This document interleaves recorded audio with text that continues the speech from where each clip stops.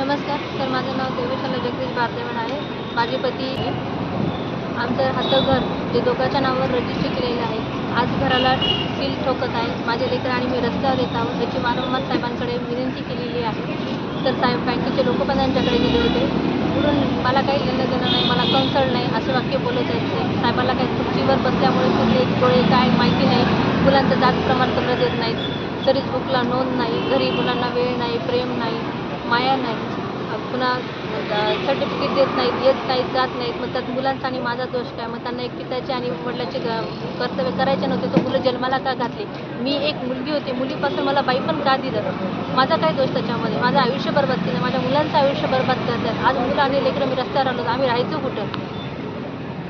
एवढ्या सगळ्या विनंत्या आणि मागण्या आहेत सर माझ्या. आज ही वेळ आली आणि माझे मुलं खूप हुशार आहेत. सगळ्यांना नमस्कार. माझे नाव सिद्धी जगदीश भारदेवाड आहे. इयत्ता 6वी मध्ये मी शिकते. माझ्या शाळेचे नाव ज्ञान भारती विद्या मंदिर स्कूल आहे.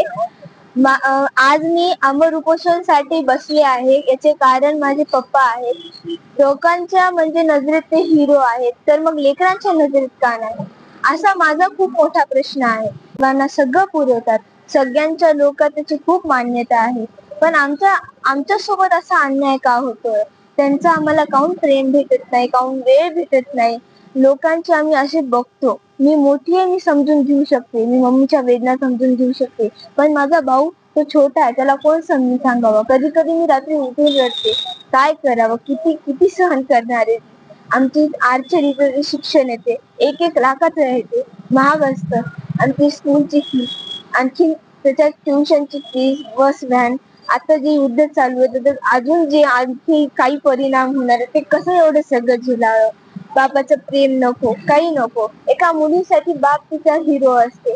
काय सांगावं आमच्या वेदना तुम्हाला? प्लीज आम्हाला मदत करा. धन्यवाद. माझे नाव वरद भारदेवाड आहे. मी इयत्ता 3री मध्ये शिकत आहो. माझे शाळेचे नाव ज्ञान भारती विद्या मंदिर आहे. आज मी इथे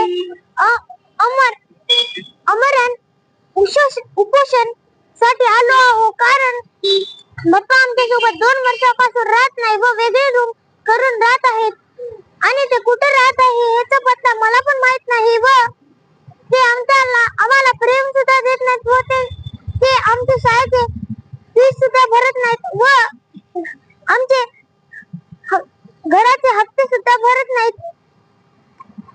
जेव्हा मी बघतो दुसऱ्यांचे पप्पा त्यांच्या पालकच्या मीटिंग मध्ये येतात, त्यांना घ्यायला येतात, मी पण सुद्धा रडतो आणि ते मला चिडवतात की तुझे पप्पा नाहीत का, असं म्हणून मला दुःख वाटते. असं मला वाटते की